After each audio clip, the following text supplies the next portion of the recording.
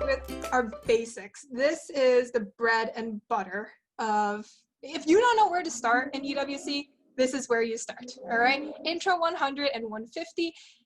Will, where are you, Will? Hi, Will. Hi, everyone.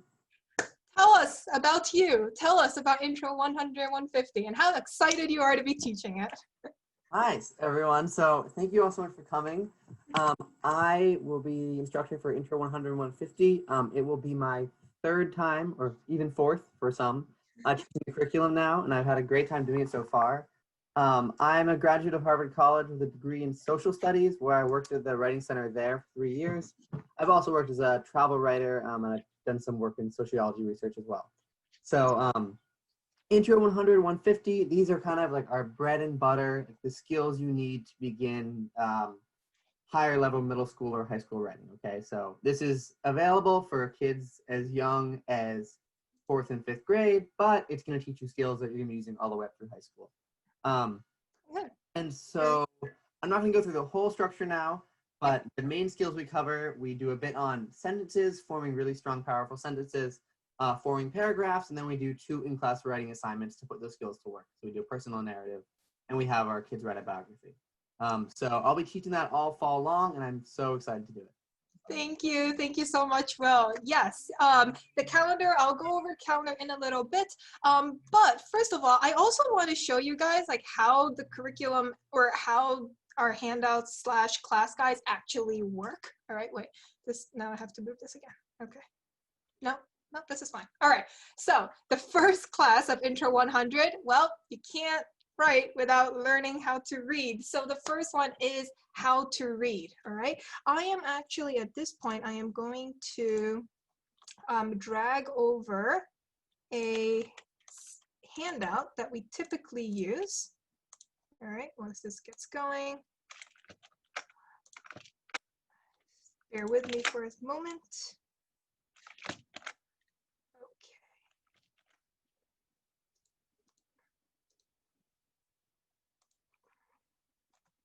Second here.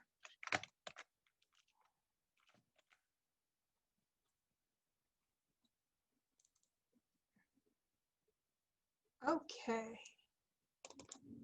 Can you guys see this?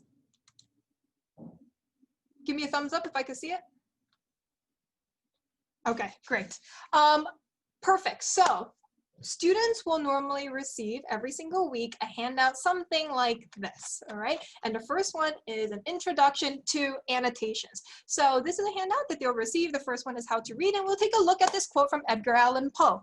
Marking a book is literally an experience of your differences or agreements with the author. It is the highest respect that you can pay him, all right? And just so you know, I am gonna go really, really fast because there's a lot of material to cover. So normally class goes slower, right? Will, confirm that for me.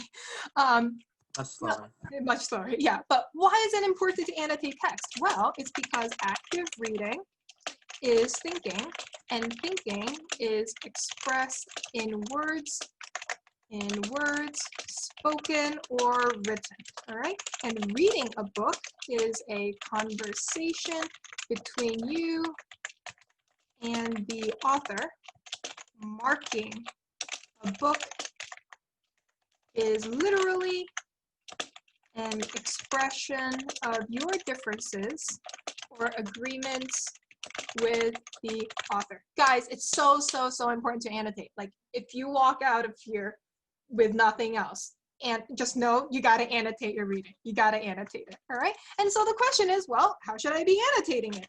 Well, there are a couple of things you can do. It sounds really basic, but I have all my students write it because kids don't annotate enough. You underline, okay? You do vertical lines in the margin.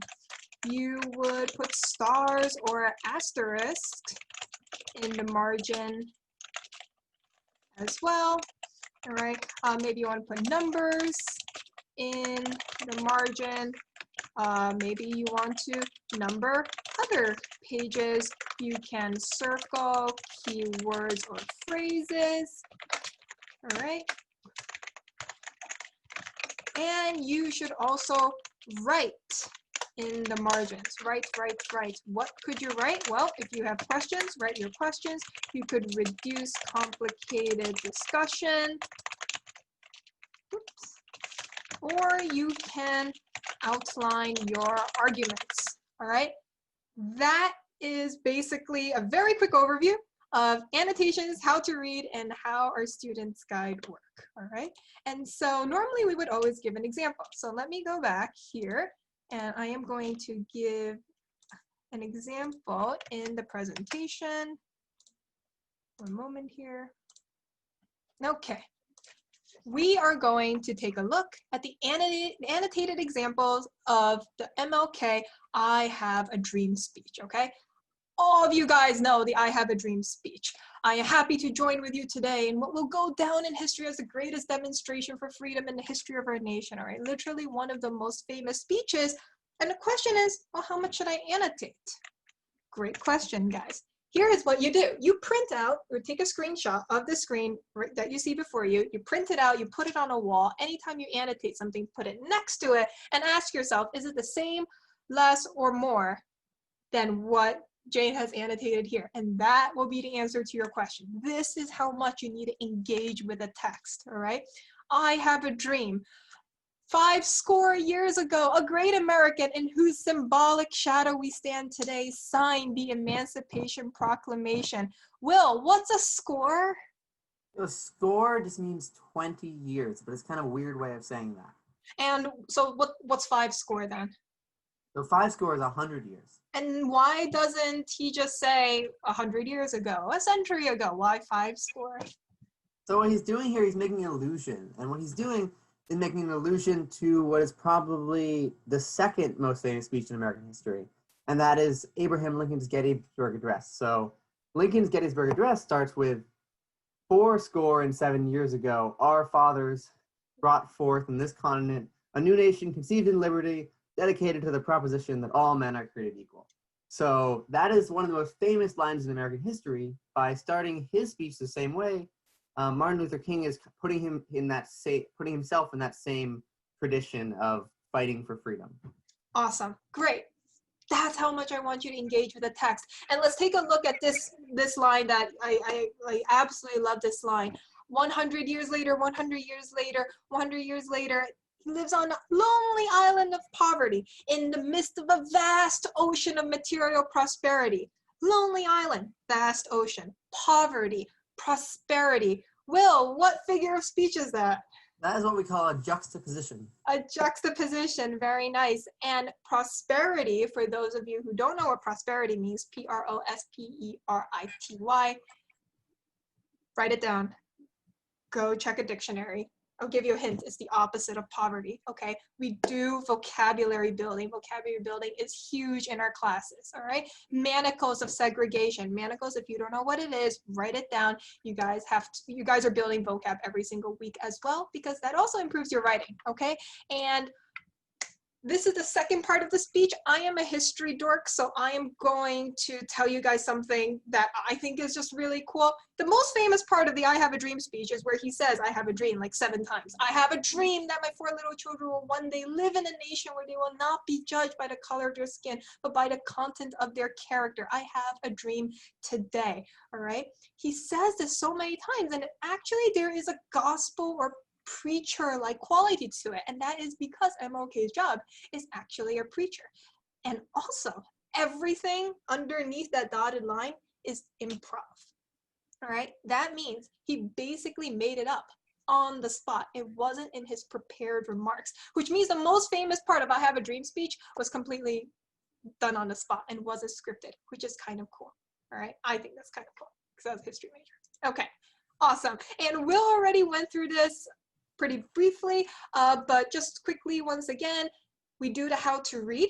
All right, so we go more in depth. We read a story together in class. We really tear it apart. It's Kate Chopin's story of an hour. We learn how to write a good sentence, which is applied grammar, which is not the same thing as grammar. All right, grammar is very drill heavy. Sam will talk about that later. Here we're still writing sentences. All right, then we learn how to structure a paragraph. We look at how to break an analytical paragraph down. We do a creative assignment, personal narrative, and a second non-creative assignment, the biography. Those are going to be done in class. That's really important. I want students to also learn the time pressure behind writing, okay?